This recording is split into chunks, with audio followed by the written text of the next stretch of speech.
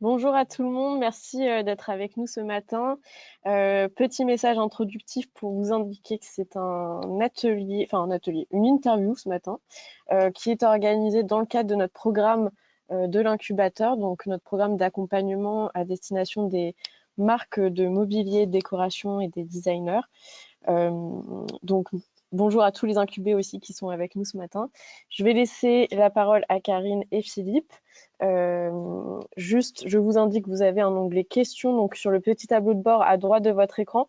Vous avez la possibilité du coup de nous partager vos remarques, vos questions tout au long de l'échange et on pourra les retransmettre évidemment à la fin de l'interview. Donc n'hésitez pas, il y a un petit temps d'échange qui est prévu pour ça à la fin. Voilà, je vous remercie et à tout à l'heure.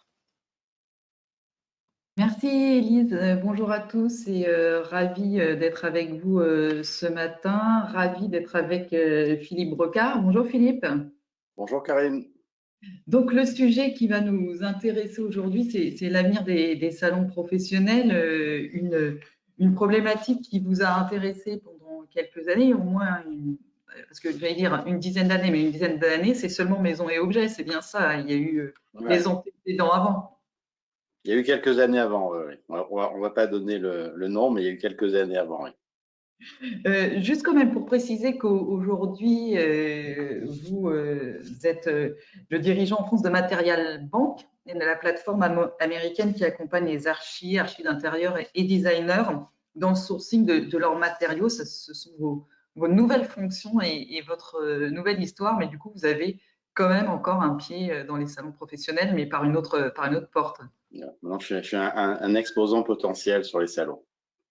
Bon, on va y revenir. Alors, cette question des salons professionnels, c'est vrai que c'est une vraie question. Elle s'était déjà posée un petit peu avant le Covid. Et évidemment, comme pour beaucoup de choses, le Covid a accéléré les interrogations, les questionnements, même si là, on est bien revenu en full physique avec de beaux salons.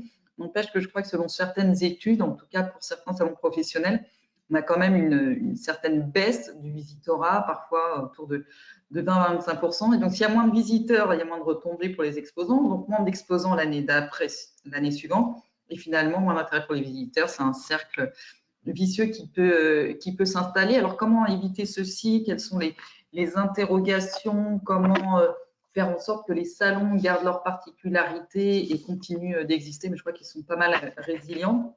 On va voir tout ça avec vous. Commençons peut-être par le constat, Philippe, vous qui comme je disais, avait été beaucoup dedans et aujourd'hui qui continue à fréquenter ces salons. Aujourd'hui, diriez-vous que ces salons sont inquiétés ou finalement que la demande reste assez forte pour ces rendez-vous? Moi, je crois que la demande reste assez forte. Après, bien entendu, ça dépend des types de salons, ça dépend des secteurs d'activité, ça dépend des formats. Mais on l'a vu même avant le Covid, hein, les salons en matière générale sont très résilients. Moi, je me rappelle, il y a 15-20 ans, quand Internet est arrivé, on dit oh, les salons vont disparaître, Internet va remplacer tout ça. Ça a été vrai dans certains secteurs professionnels. Hein. Par exemple, je sais pas, les annonces de recrutement qu'on trouvait dans la presse. Moi, je me rappelle quand j'étais beaucoup plus jeune, on achetait l'Express, puis à la fin, il y avait 50 pages d'annonces de recrutement. Bah, tout ça a disparu avec le digital. Et on pensait que les salons allaient aussi avoir ce souci. Et en réalité, les salons existent toujours.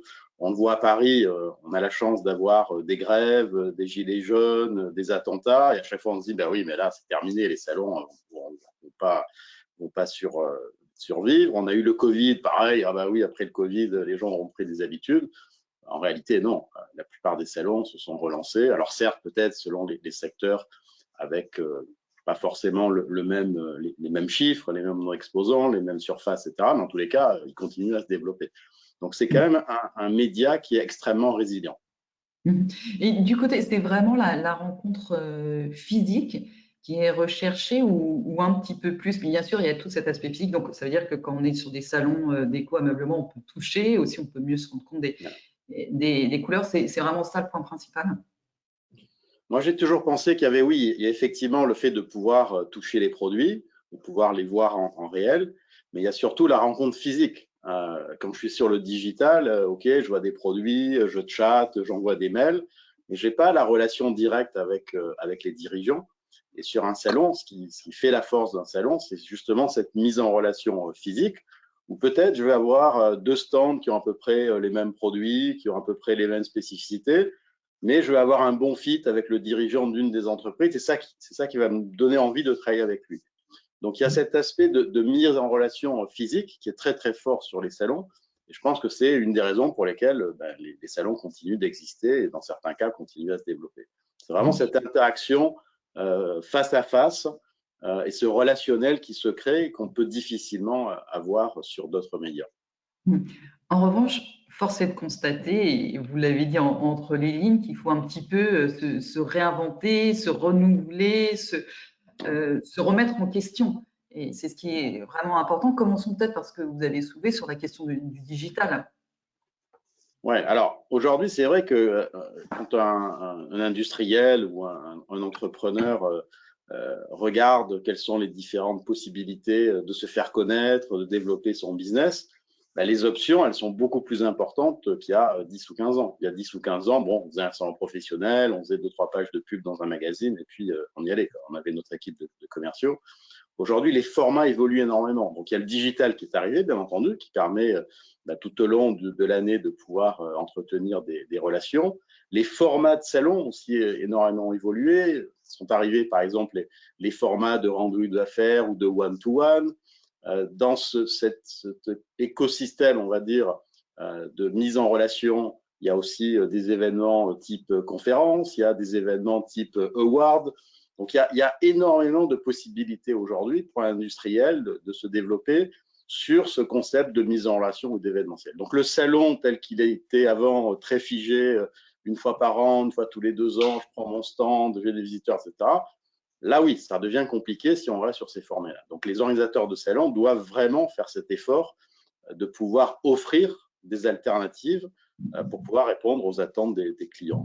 Dans le secteur, par exemple, du mobilier et du design, sont arrivés il y a peut-être 20-25 ans, ces histoires de Design Week où les gens disent « Ah, mais moi, je ne veux pas forcément avoir un grand stand dans un salon, je connais bien mes clients, je préfère les recevoir chez moi. » Et donc, les organisateurs de salons dans ces secteurs d'activité, que ce soit à Milan, à Paris, à Londres, pour Clerkenwell Design Week, ces formats ont évolué. C'est-à-dire que plutôt que systématiquement d'avoir un stand dans un salon, quand je n'ai pas forcément de nouveautés ou en fonction de ce que je veux faire, je vais pouvoir recevoir les gens dans mon showroom, dans un pop-up, etc. Donc, il y a plein de formats qui ont énormément évolué et c'est la responsabilité des organisateurs de salons de vraiment être capables de s'adapter aux besoins des clients. Oui, finalement, c'est la palette de propositions qui doit être assez large pour correspondre aux besoins et aux envies et aux possibilités des uns et des autres, parce que bien sûr, il y a l'aspect financier aussi, j'imagine, qui entre en jeu, et c'est pouvoir offrir différentes possibilités, différentes options. Ça va peut-être pas être forcément un stand, mais on va pouvoir te proposer autre chose. Il faut que le salon ait cette palette plus large pour répondre à tous. Ah, pardon, alors je pense que Philippe a un petit souci de connexion. Alors, je précise que Philippe est avec nous depuis Londres, donc peut-être qu'il y a un petit souci de connexion. Donc, nous espérons que ce petit. C'est les aléas du direct. Comme on dit, exactement, ce sont exactement les ça aléas va du direct. Sur ces questions-là, Philippe, est-ce que nous vous avons retrouvé? Non. Pas encore. Alors, juste par rapport à ce à quoi faisait allusion Philippe, c'était vraiment le hub chez Paris Design Week. C'est vrai que c'est une offre qui répond à un besoin, qui permet de créer du trafic, mais ce sont souvent les plus grosses maisons comme Cassina, Thierry Lemaire, India Mahadavi. Mais le hub désormais fait partie de l'écosystème global et c'est important de proposer toute cette offre. Est-ce que, Élise, vous avez des nouvelles de Philippe? Alors, je pense qu'il est en train d'essayer de se reconnecter. Ça devrait être bon. Voilà, je pense que Philippe est de nouveau avec nous et nous allons pouvoir reprendre la conversation. Alors, Philippe, on ne vous entend pas et ne vous voit pas encore, mais je sens que c'est proche. Alors, on a une image, mais sans son.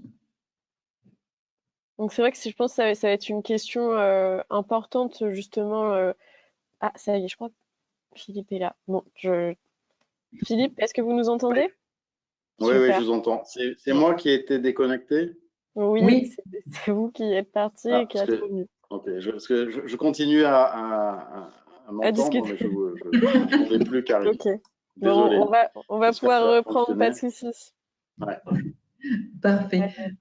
Oui, nous étions en train de parler, vous étiez en train de parler de la nécessaire réinvention des salons avec la proposition de palettes plus larges et le off. Est-ce que peut-être, vous qui regardez ça quand même encore sans y être complètement dedans, vous nous avez cité pas mal d'exemples de propositions un petit peu alternatives ou en option pour ces salons. Est-ce que vous avez vu ou est-ce que vous avez des idées sur des propositions qui pourraient correspondre aux attentes des marques qui nous écoutent aujourd'hui? Ben, c'est un peu le cas hein, de ce que fait Maison Objet. Hein. Sur Maison Objet, il y a le salon 2 fois par an. Il y a maintenant depuis plus de 10 ans la Paris Design Week en septembre. Maison Objet, bien en amont du Covid, avait lancé sa plateforme digitale, hein, qui est un outil qui permet tout au long de l'année de garder le contact, de présenter ses produits, de récupérer des informations sur des retailers ou des prescripteurs qui sont intéressés. Ils ont lancé récemment la Maison Objet Academy, qui est plus chose qui tourne autour du content. Maintenant, leur plateforme évolue, je sais, sur toute la partie transactionnelle. Donc, Maison Objet a fait cet effort de réflexion il y a maintenant quelques années d'être capable de proposer des alternatives. OK, cette année, je ne vais pas faire 2 fois le salon, ça coûte trop cher. Mais en septembre, je vais participer à la Paris Design Week. Ou tiens, on est en train de mettre en place le digital chez nous. Bah, tiens, on peut être accompagné en étant sur le monde. Donc, cette réflexion a été faite chez Maison Objet. Certains salons le font aussi, hein, ils évoluent sur des formats un peu différents. Donc, il y a vraiment ce besoin de renouveler la réflexion pour vraiment s'adapter aux besoins des industriels ou des exposants. Je crois que vous-même, avec Matériel Banque, vous êtes sponsor, par exemple. Voilà, nous, par exemple, on est en train de lancer Material Bank, donc on se pose la question, est-ce qu'on fait des salons, est-ce qu'on fait nos propres événements? Bon, on a choisi, par exemple, d'être sponsor d'un certain nombre d'événements. Donc, on va être, par exemple, sponsor de Paris Chopin Design. Donc, c'est un moyen de rentrer en relation. Pourquoi on fait ça? Parce qu'on a besoin d'avoir une communication très, très ciblée, puisque notre site Internet, entre guillemets, n'est ouvert qu'aux architectes et aux architectes d'intérieur. Donc, ça ne sert pas forcément de faire de la communication très globale. On a besoin de faire des actions très, très ciblées où lorsqu'on va rencontrer des gens, bah, c'est des gens qui sont véritablement intéressés par ce qu'on fait. Donc, encore une fois, la question, ce n'est pas de se dire est-ce que je fais un salon ou je ne fais pas un salon. La question, c'est de se dire c'est quoi mon objectif et quels sont les médias qui répondent le mieux à mes objectifs de me faire connaître, trouver des nouveaux clients, exporter, etc. Et c'est effectivement, le salon, ça s'inclut dans un plan média, pratiquement, quand on Exactement. regarde la chose au sens large. Et d'ailleurs, dans cette optique-là, vous avez soulevé aussi, est-ce que l'important aussi, c'est pas cet accompagnement qui ne s'arrête pas au salon? Il ne faut pas que le salon reste un événement éphémère. Et vous le disiez avec notamment la plateforme de Maison et Objets, c'est qu'il y ait l'avant et l'après-salon. Le salon ne peut plus se Ouais. contenter d'une date fixe. Et ça, le digital aide, parce que le digital permet en amont de préparer ces actions, permet de pouvoir générer du trafic qualifié sur son stand, pas uniquement sur le salon, et permet aussi, après le salon, de pouvoir toucher des gens qui ne sont pas forcément venus qui sont venus sur le salon peut-être, mais qui ne sont pas venus sur mon stand. Donc, je vais pouvoir vraiment optimiser la mise en relation avec cet écosystème de partenaires. C'est vraiment une animation de communauté sur le long terme. Et alors, j'entends déjà les marques qui nous disent oui, mais d'accord, mais qu'est-ce que ça va me rapporter concrètement? Bien sûr, un peu de visibilité éventuellement, mais aujourd'hui, de plus en plus, on veut savoir si c'est vraiment rentable. Comment on peut mesurer justement ce ROI? Est-ce qu'on est capable de le faire? Déjà, pour mesurer le ROI, parce que je dis toujours aux exposants, c'est quoi l'objectif, quoi. Donc, c'est sûr que si on prend un stand et puis on attend de voir ce qui se passe, c'est clair qu'on aura du mal à mesurer le taux de parce qu'on ne sait pas vraiment pourquoi on l'a fait. Donc, je pense qu'en amont, il faut véritablement se dire, voilà, quels sont mes objectifs? Est-ce que c'est un objectif d'image? Est-ce que c'est un objectif de chiffre d'affaires? Est-ce que c'est un objectif de développement de nouveaux clients?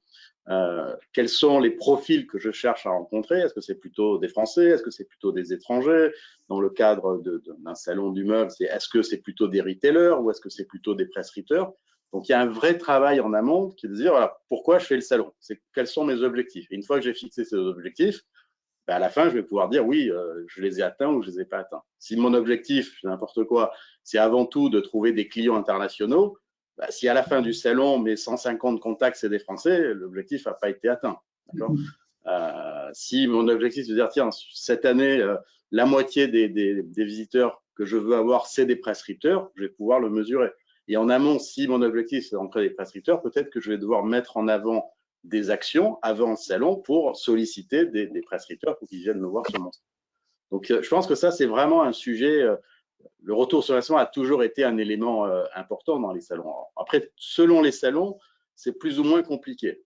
Si on prend un salon comme Maison Objet, dans certains secteurs de Maison Objet, les gens prennent des commandes. Donc, ils peuvent dire, tiens, mon objectif, c'est de prendre n'importe quoi, 150 000 euros de commandes. Dans d'autres salons, il n'y a pas de transaction. C'est véritablement, je viens pour présenter des produits, donc c'est plutôt de l'image de marque. Il y a certains salons où on va avoir un objectif qui est de rencontrer ses propres clients et d'autres salons qui sont des objectifs où je vais devoir rencontrer des nouveaux clients. Donc ça, c'est aussi un élément qu'on peut intégrer dans les objectifs qui est de dire, voilà, cette année, j'ai prévu de rencontrer peut-être 200 personnes sur le salon. Il faut absolument que je puisse rencontrer 50 nouveaux clients.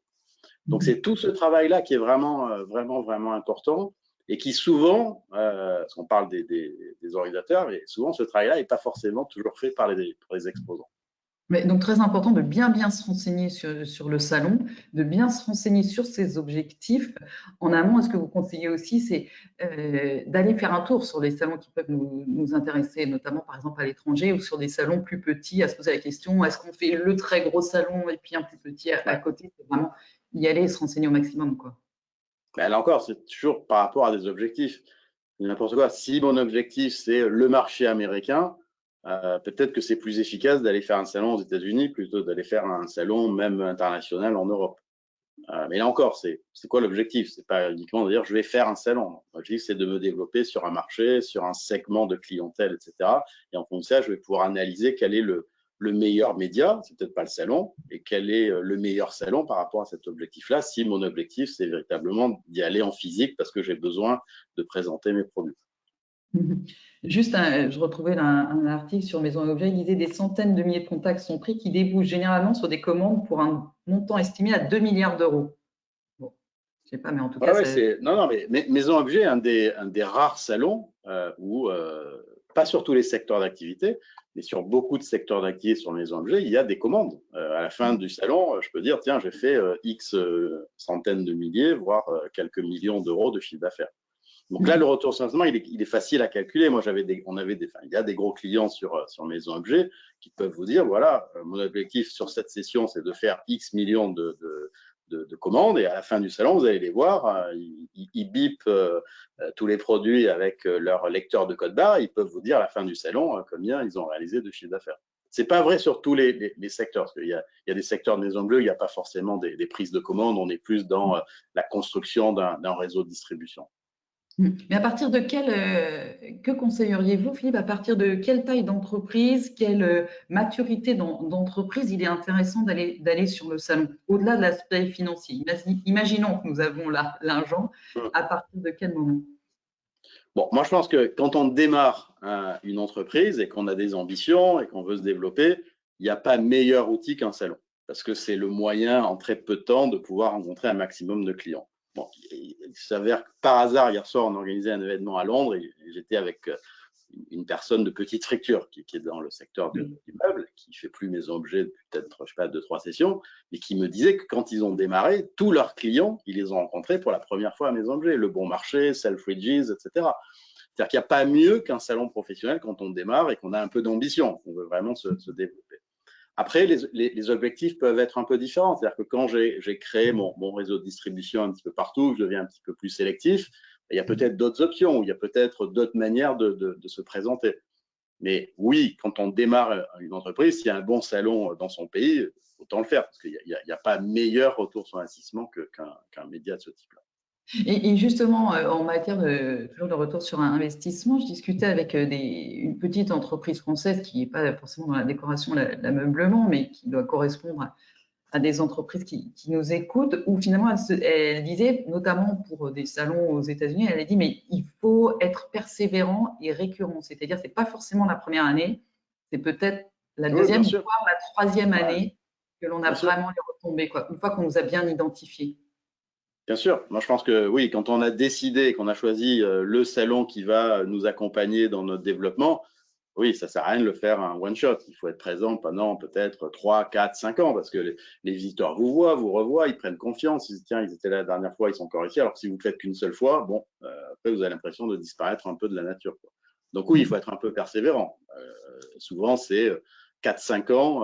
Ça ne veut pas dire que la première année on ne fait pas de chiffre d'affaires ou on ne se développe pas, mais en tous les cas, oui, il faut être un peu persistant. Faire des one shots, ça ne sert pas à grand chose. Et vous pouvez nous partager la raison pour laquelle Petite Friture, justement, n'est plus au salon. Après, c'est toujours pareil, c'est un choix stratégique parce qu'on atteint une certaine… Non, je ne sais pas. Je pense qu'ils ont…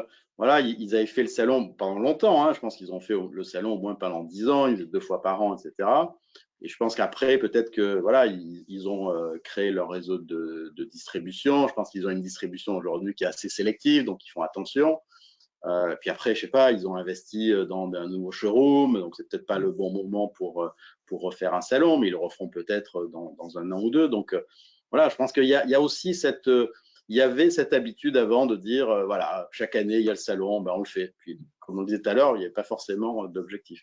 Là, on est plutôt maintenant voilà dans un schéma où ben, on va faire des choses quand on en a besoin, on va faire des choses quand on a un objectif bien précis. Si mon objectif c'est de capitaliser sur mon réseau existant, peut-être qu'il y a d'autres moyens que le salon. Ça peut être les design week, ça peut être investir dans des showrooms, ça peut être le digital, etc. etc. Donc voilà, ça dépend vraiment. Puis il y a aussi des sociétés qui ne font pas le salon de cette session parce qu'ils n'ont pas forcément de nouveautés à présenter. Oui, souvent, on fait un salon. Enfin, ce qui est important, c'est que quand on interroge des acheteurs, des éditeurs, pourquoi ils viennent à un salon, c'est pour voir des nouveautés, pour voir des nouveaux fournisseurs et pour voir des nouveautés. Si vous n'avez pas de nouveautés, bon, est-ce que ça se justifie de venir? Pas forcément. Et à l'inverse, justement, est-ce que les salons continuent à prendre des risques? J'entends à accueillir des nouvelles marques et à se lancer sur des marques qui ne sont pas encore connues. Maison Objet, c'est 6000 marques et créateurs parce que on peut aussi se dire que par facilité, autant prendre celles qui ont le plus de succès, qui sont le plus visibles et du coup, ça va alimenter là aussi le trafic. Est-ce que les salons prennent encore assez de risques pour accueillir ces jeunes marques? Ça dépend, après, ça dépend des secteurs, mais il y a aussi un travail important dans certains secteurs d'activité de sélection, c'est-à-dire de ne pas accepter tout le monde, mais de s'assurer qu'on fait un travail un peu de curation pour être certain que ça va plaire aux acheteurs. Bon, si on prend par exemple notre univers, les salons d'art contemporain sont hyper sélectifs. Alors, si vous faites la FIAC ou Paris Photo ou Art Basel, vous n'allez pas vous amuser à faire rentrer n'importe quelle galerie. Donc, en termes de positionnement et d'image, ils sont obligés d'être excessivement sélectifs. Alors oui, ils vont faire entrer des nouveaux, mais qui correspondent à un positionnement qui est celui du salon. Donc, c'est vraiment un sujet qu'il faut regarder secteur par secteur. Par exemple, sur Maison Objet, il y avait ce secteur signature ou avance à l'intérieur où on était très sélectif parce qu'on voulait que dans ce hall, il n'y ait que des gens qui ont un positionnement plutôt premium. Donc, c'est très attentif à qui va rentrer et qui ne va pas rentrer. Donc, encore une fois, ça dépend des secteurs. Après, moi, je pense que le rôle d'un organisateur de salon, c'est aussi d'aider, d'accompagner des jeunes entreprises, donc de leur donner la possibilité de venir exposer dans leur salon, de développer leur activité. Et c'est ceux-là, souvent, qui sont super contents et qui, en retour, vous disent, ben voilà, grâce au salon, j'ai pu développer mon entreprise. Moi, j'ai toujours considéré que c'était vraiment notre mission, enfin, c'est la mission d'un organisateur de salon, d'accompagner aussi le développement de jeunes entreprises. Il y a un critère qui peut être rédhibitoire. Vous dites, bon, de toute façon, je ne sais pas, peut-être sur des capacités, il y a des capacités de production. Si je me dis qu'on vient sur un salon, il faut derrière pouvoir fournir suffisamment, pouvoir parler de nouveautés tout à l'heure. Il faut aussi anticiper tout ceci parce qu'on n'est pas à l'abri d'un immense succès sur un salon. Il faut pouvoir… Ah oui, à partir du moment où on fait un salon, il faut être ensuite capable de pouvoir, si on a des commandes, les livrer. C'est souvent sur des petites entreprises, ça arrive aussi que il y a des problèmes derrière de production, de logistique, d'organisation. Moi, je me souviens quand on avait Salon Maison Objet à Miami, on avait amené des entreprises, certains n'étaient pas du tout prêtes, c'est-à-dire qu'ils n'avaient même pas les tarifs, ils ne savaient pas combien ils allaient facturer pour le transport, etc. Donc oui, il faut quand même être un peu organisé. Et sur le visitoring et les acheteurs, parce qu'on sait qu'il y a des restrictions, évidemment, que ce soit économiques, financières ou d'ordre éco-responsable sur les voyages, comment on réussit encore à faire venir pour que ce soit à la hauteur des attentes des exposants? En le regardant un peu plus loin aujourd'hui, mais j'ai quand même le sentiment, après le Covid, que les acheteurs, les visiteurs étaient excessivement demandeurs de retourner dans les salons. La question ne se posait pas pour eux. Oui, on a besoin d'un salon, oui, on a besoin de voir nos fournisseurs, oui, on a besoin d'en découvrir des nouveaux, oui, on a besoin d'avoir cette interaction physique, peut-être plus que les exposants. Certains exposants se reposaient la question, est-ce qu'on a vraiment besoin, est-ce qu'on va investir autant, etc. Autant les visiteurs, d'une manière générale, sur tous les salons, dès que le Covid s'est arrêté, ils se sont rués sur les salons. Il y a eu des augmentations de chiffres de visiteurs très importantes après le Covid. Encore une fois, selon les secteurs, ça peut être indifférent, mais globalement, il y a eu une forte appétence pour un retour sur les salons. Maintenant, oui, c'est vrai aussi que le coût de déplacement, aujourd'hui, et là, ils ont une lourde responsabilité, alors je le dis plus facilement aujourd'hui, c'est les hôteliers. Quand on voit le prix des hôtels aujourd'hui, que ce soit à Paris, à Londres, à Milan, qui ont multiplié par 2 ou par 3, oui, à un moment donné, ça va coincer parce que les gens vont se dire, tiens, est-ce que j'ai vraiment besoin d'y aller parce que ma chambre d'hôtel qui était avant à 100 €, elle est à 350 ou 400, mon billet d'avion qui était à 250 €, il est à 800. Donc là, oui, il y a un vrai sujet. Et puis, il y a ce sujet aussi de est-ce que les gens vont voyager moins? C'est ce qu'on se disait pendant le Covid. Honnêtement, j'ai pas vraiment l'impression que c'est le cas aujourd'hui. Hein. Le monde d'après, de l'après-Covid, je pense qu'il n'est pas encore arrivé. Mais ça peut jouer aussi. C'est-à-dire que oui, on va faire vraiment attention aujourd'hui quand on va voyager en disant est-ce que c'est ce salon-là que je veux aller visiter, quoi. Et oui. Donc voilà, les salons qui sont des salons leaders, qui se bougent, qui attirent exposants et visiteurs, ceux-là, oui, ils continueront à être référents, ils continueront, j'aime pas ce terme, incontournable, plutôt référents. Ceux qui sont voilà, un peu borderline, c'est pas sûr que les visiteurs continueront à y aller parce qu'effectivement, il y a ce coût, il y a ces impacts environnementaux, etc. Donc là encore, c'est vraiment la question du choix, bien choisir l'objectif de départ pour frapper à la bonne porte. Et finalement, ce que j'entends, c'est que au-delà du ROI, retour sur investissement attendu, il y a aussi le retour sur temps, le retour sur émotion, échange, le retour sur éco-responsabilité. En fait, on est dans un tout sur les visiteurs, il y a vraiment ce côté oui, est-ce que l'expérience en vaut la peine? Et est-ce que le temps que j'ai passé en dehors de mon entreprise, de ma boutique, si je suis un retailer, etc., en vaut la peine? Oui. Donc oui, il y a cet élément-là qui rentre en ligne de compte. Maintenant, pour un acheteur, il n'y a pas plus efficace que d'aller dans un salon pour rencontrer un maximum de fournisseurs, d'anciens, enfin d'existants, de nouveaux, que sur un salon. Il n'y a pas mieux. Sinon, je suis obligé d'aller voir mes fournisseurs ou je dois attendre dans ma boutique que les commerciaux viennent. Il y en a de moins en moins. Donc oui, pour un acheteur, c'est d'une efficacité redoutable.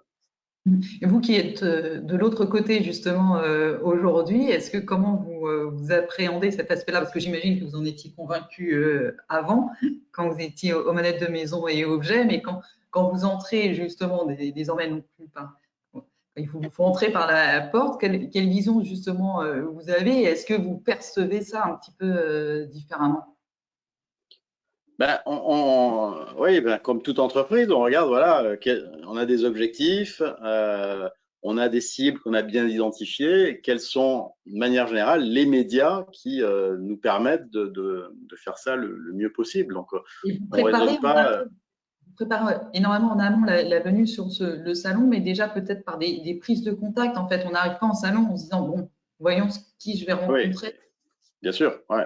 Moi, je vois sur les la plupart des salons que j'ai eu la chance d'organiser, il y a des exposants qui, dès le premier matin à 9h15, avaient du monde sur leur stand. Et ça ne désemplissait pas. Donc, la plupart du temps, c'est qu'ils avaient déjà organisé en amont des rendez-vous, que ce soit avec des clients existants ou avec des prospects.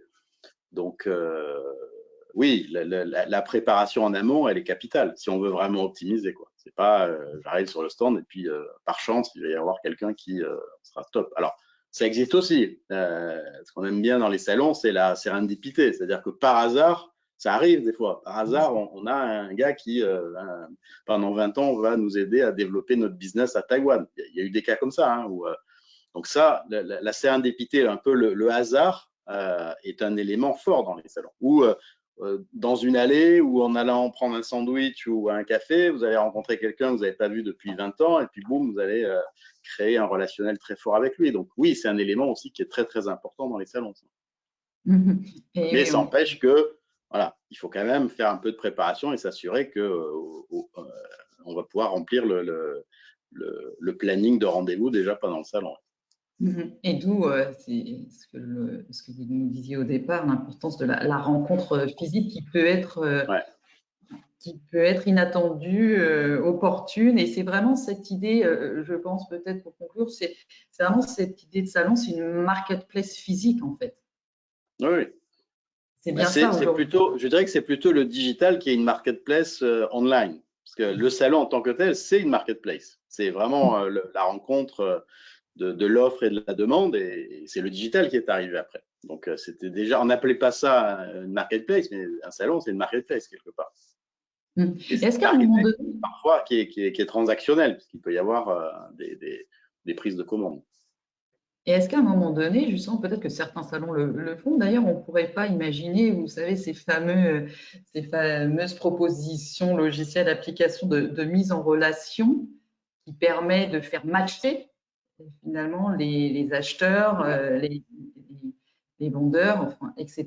Est-ce qu'on ne pourrait pas imaginer que le salon professionnel ait aussi cette proposition-là de matching qui pourrait permettre de faire gagner du temps? Alors, Maison Objet a énormément travaillé là-dessus. Hein. Moi, quand je dirigeais le salon, on a vraiment mené des actions. Aujourd'hui, il faudrait les interroger pour savoir où ils en sont, etc. Mais en tous les cas, on a tous les éléments. C'est-à-dire qu'on a les bases de données d'exposants, on a les bases de données de visiteurs. On sait exactement, au moment où les gens se préenregistrent, quel est leur profil. On sait exactement, normalement, quel est le profil des exposants. On a la possibilité, sur les salons maintenant, vous êtes avec votre badge, on vous scanne. Donc, on sait exactement qui vous êtes allé rencontrer. Et donc, on peut très bien imaginer, et certains le font, et c'est ça, pour moi, je pense que c'est vraiment l'avenir, c'est qu'on va dire, bah, tiens, parce que tu as au dernier salon visité tel et tel exposant qui sont dans tel et tel secteur, bah, tu peux être aussi intéressé par tel autre. Voilà. Et donc, ça facilite aussi pour le visiteur son parcours. Alors, bien entendu, il y a encore la sérendipité qui joue, mais on peut vraiment optimiser les choses. Donc, il n'y a pas mieux placé qu'un organisateur de salon pour faire ce genre de travail, parce qu'il a en magasin, entre guillemets, une base d'informations incroyable. Et si en plus il fait du digital, on va savoir que voilà, tel visiteur est intéressé par tel exposant qu'il a rencontré, mais il est aussi sur le digital intéressé par tel et tel exposant présent sur la plateforme digitale, et on peut vraiment, à partir de ça, avoir un mapping qui permet de dire, bah, tiens, ce visiteur, son profil, c'est ça, il est intéressé par tel type de produit, etc. Et on peut aussi lui faciliter la vie en lui envoyant des informations qui vont correspondre aussi à son profil. Et donc, on va lui faire gagner du temps. C'est-à-dire, plutôt que d'arriver sur un salon où il y a 2000 exposants, etc., par quoi je commence, je vais rencontrer mes clients existants, ben, il peut avoir un parcours qui est déjà, entre guillemets, pré-mâché. Donc oui, il y a énormément de potentiel autour de ça. Et donc ça, je pense que c'est vraiment la responsabilité maintenant des organisateurs de salon de prendre à bras le corps cette opportunité qu'ils ont, parce que c'est les mieux placés pour faire des marketplaces digitales. Et en réalité, il y en a très peu qui le font. Oui, c'est ça. Donc là, il y a un petit peu de progression à faire de ce côté-là. Mais dans le meuble, ils ont de la chance que Maison Objet le fait. Donc effectivement, et d'ailleurs, on en reparlera avec French Design et le BIA. Et juste une dernière chose, je pensais, je revoyais le salon, justement, l'intérêt aussi, c'est d'être au milieu de ses pairs. On voit bien quand il y a un bon restaurant dans une rue, et les bons restaurants, d'autres bons restaurants se mettent à côté. C'est ce qui fait venir. Et là, sur le salon, d'être au milieu, finalement, même si ce sont aussi des concurrents, ça permet aussi, j'imagine, de se benchmarker. Bien sûr, c'est une veille, voir le voisin, une veille, un salon, c'est aussi une veille concurrentielle. Donc, c'est le seul moment où vous pouvez voir ce que font vraiment vos concurrents et le faire de manière relativement aisée, quoi. Merci beaucoup, Philippe. Je pense qu'il y a pas mal de choses. Non, et ce qui est important à retenir peut-être, et je vais vous laisser quand même un mot de conclusion avant de passer aux questions, parce que vous l'avez dit au départ, c'est la grande résilience. Pour vous, parce que la question, c'était un petit peu l'avenir des salons professionnels. Certains ont pu, même si on est dans un secteur qui a été plutôt porté ces dernières années par la consommation, on pouvait un petit peu s'interroger sur l'avenir des salons professionnels avec tous les enjeux que nous avons soulevés ensemble. Pour vous, vous êtes plutôt optimiste et vous pensez qu'il y a une vraie résilience? Ouais, moi je pense qu'il y a une vraie résilience et il y a des bénéfices, des valeurs ajoutées que le média salon a. Quand je dis média salon, c'est au sens vraiment très très large. C'est pas le salon traditionnel tel qu'on pouvait l'imaginer il y a encore 15 ans. C'est vraiment toutes les déclinaisons possibles et imaginables, y compris le digital. C'est pour ça, voilà, il faut peut-être plus parler de salon. C'est vraiment, on est sur autre chose. On est sur de l'animation de communauté, on est sur de la mise en relation, etc. Je pense que oui, il y a deux choses. D'abord, il faut que les organisateurs de salon prennent à bras le corps ce sujet-là, en ayant diverses propositions.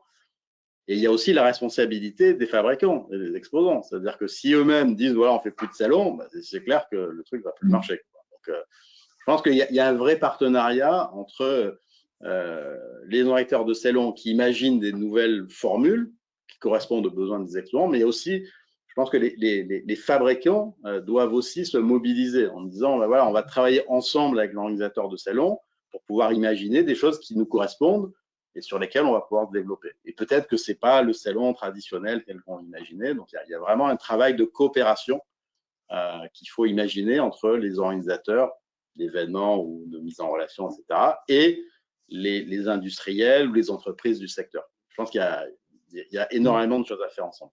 Une vraie co-construction pour que chacun puisse y retrouver avec ses besoins et ses impératifs, effectivement, pour continuer à exister ensemble, parce que les uns et les autres ont besoin des uns et des autres. Exactement. Philippe, Élise, est-ce qu'il y a des questions? Oui, alors beaucoup de questions ont été abordées, donc je pense qu'on va pas forcément revenir dessus. Il y avait une question sur alors, attendez, je me remets dessus. Pourquoi ne pas faire une version plus allégée sur 3 jours au lieu de 5? Donc là, je pense que cette personne parle de maison et objets. Ça allégerait à la fois l'investissement pour les exposants et donc la facture liée à l'événement et à la présence sur le salon. Est-ce que vous avez un avis sur cette suggestion? Alors, j'ai pas un avis sur maison objet, 5 jours, 4 jours, 3 jours, etc. Un avis général, c'est que sur une journée, le temps est limité. Et donc, le nombre de rendez-vous potentiels est limité. D'accord? Si vous êtes 2 sur un stand et que vous êtes sur 5 jours, vous avez plus de capacité de rencontrer du monde que si vous êtes sur 3 jours. Parce qu'à un moment donné, vous ne pouvez pas rencontrer 2000 personnes par jour. Donc, ça, c'est un vrai sujet. C'est un vrai sujet. Après, moi, je ne suis pas persuadé que de passer de 5 jours à 4 jours ou de 4 jours à 3 jours, ça réduit considérablement l'investissement des fabricants, des exposants. Parce que de toute façon, le coût de location, oui, il va peut-être un peu baisser. Construire un stand, que vous soyez sur 5 jours ou 3 jours, c'est la même chose. Donc, vous allez économiser quoi? Quelques nuits d'hôtel de vos équipes et pas grand-chose d'autre. Et vous allez perdre la possibilité d'avoir plus de contacts. Voilà. Mais j'ai une question là, c'est peut-être mieux finalement d'être sur une durée moyenne assez importante. Ah oui, peut-être qu'aujourd'hui, honnêtement, aujourd'hui, peut-être que 5 jours, c'est un peu beaucoup. Voilà. Mais 2-3 jours, moi, des salons de 2 jours, j'y crois pas. Parce que vous limitez le nombre de rendez-vous potentiels, forcément. Mais peut-être pour répondre, et pour le coup, c'est une question totalement naïve, dans les différentes propositions dont vous parliez tout à l'heure, Philippe, est-ce qu'on ne pourrait pas imaginer un stand partagé où, voilà, sur 5 jours, on fait, je dis n'importe quoi, pour certains 2 et d'autres 3 jours, l'emplacement est partagé. Est-ce qu'on ne pourrait pas Ouais. imaginer ce genre de proposition? Alors, moi, à l'époque, j'avais imaginé, c'est l'époque, vous savez, on lançait le coworking, Oui, co-living, etc. le Et il y a une co-standing. histoire de dire, ben, on peut faire du co-exhibiting parce que ben, moi, je fais, je sais pas, des tapis, toi, tu fais du meuble et l'autre, il fait du textile. Plutôt que d'avoir 3 stands, peut-être on peut avoir un stand où ben, lui, il présente ses tapis, moi, je présente mon meuble et l'autre, il présente son luminaire, par exemple. Je sais pas. Donc, ça commence à se faire. J'ai vu sur pas mal de salons, ça, c'est des choses qui vont se faire. Mais moi, je crois beaucoup à cette histoire de co-exhibiting entre des fabricants qui ont des produits complémentaires sur un même environnement et même positionnement. Mais oui, il y a des astuces pour limiter les coûts de cette manière-là, quoi. Il y a Ouais. déjà Il y marques en a qui le d'ailleurs. font, hein, mais je pense que c'est un truc qui serait, plutôt que de rien faire, bah, autant partager le coût à plusieurs, quoi. Mais certains le font, notamment dans le secteur du meuble. Certains le font sur des salons parfois, mais aussi même dans leur showroom, Ou dans leur showroom, bien inviter sûr, des ouais. marques Ouais, qui vont être un complément d'offres bien pour sûr, ouais. même positionnement. Toujours, alors une question toujours sur le rythme, on va dire, des salons et notamment de Maisons et Objets.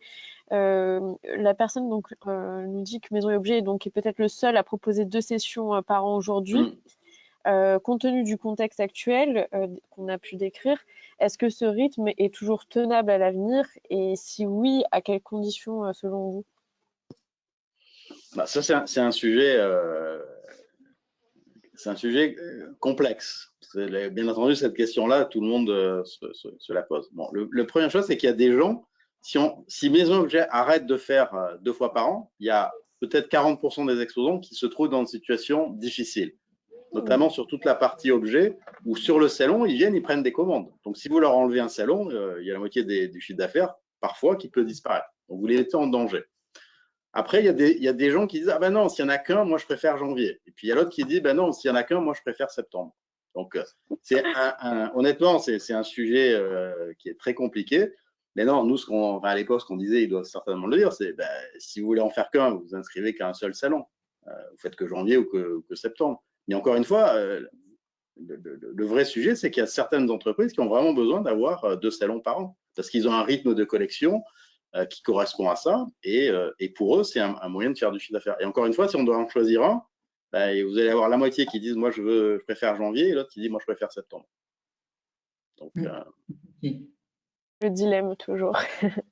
Peut-être pour mais finir, personne n'est obligé de faire les deux et ni même personne n'est obligé d'en faire un. Donc, oui, après je pense que ça du coup ça induit aussi que les visiteurs soient au rendez-vous sur les 2 sessions. C'est peut-être aussi ça oui, après. ouais, c'est un autre sujet. Euh, du coup, il y avait une question, alors je pense qui a été posée par une jeune marque. Est-ce Hmm. un cadre adapté pour un lancement de marque?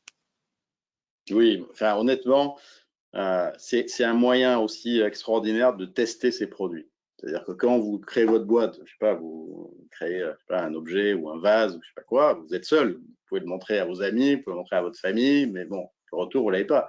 Là, quand vous faites un salon, vous montrez votre produit à alors, je sais pas, il y a 50 000, 60, 70 visiteurs. Il n'y a pas 70 000 qui vont sur votre stand, mais il y en a quand même beaucoup. Et donc, Mm. ça va vous permettre de voir, voilà, est-ce qu'il y a un intérêt pour ma marque, est-ce qu'il y a un intérêt pour mon produit, est-ce qu'il y a un intérêt pour mes collections. Donc, combien même derrière vous ne serez pas à même de, de, de, répondre aux besoins, aux commandes, etc., déjà, vous avez fait une étude de marché réelle, quoi. Vous avez tout de suite un feedback, quoi. Et puis, vous allez dire, ben, peut-être, ouais, les Français, ils adorent mon produit, mais je sais pas, les Italiens, ils ont horreur de ce que je fais. Donc, ça vous permet aussi d'imaginer comment vous allez pouvoir vous développer. Donc, oui, enfin, il n'y a pas, surtout alors, sur ce secteur d'objets, de déco, etc., pour une jeune marque, oui, ça, y a, honnêtement. Et honnêtement, toutes les entreprises qui se sont créées, il y en a énormément à l'ameublement français, notamment toutes les maisons d'édition qui s'étaient créées dans les années 90. Je pense que sans salon, ça aurait été beaucoup compliqué. À voir aussi maintenant, c'est vrai que les contextes a évolué entre justement cette première génération d'éditeurs et puis ceux qui voient le jour aujourd'hui. Mm. Donc, ça reste encore une fois certainement une question de stratégie globale même pour un lancement de marque, à réfléchir dans un contexte plus global. On va s'arrêter là pour tenir nos délais. Je pense que les autres questions, on y a répondu, donc je ne vais pas les relayer. Merci, un grand merci à Karine et à Philippe depuis Londres d'être avec nous ce matin. La session a été enregistrée, donc on vous la retransmettra. Elle sera disponible dès la semaine prochaine sur notre site. Merci à tous ceux qui étaient présents avec nous ce matin, et puis à bientôt. Peut-être sur un salon ou ailleurs d'ailleurs. Bonne journée, à bientôt, au revoir. Merci de l'invitation. À très bientôt. Au revoir.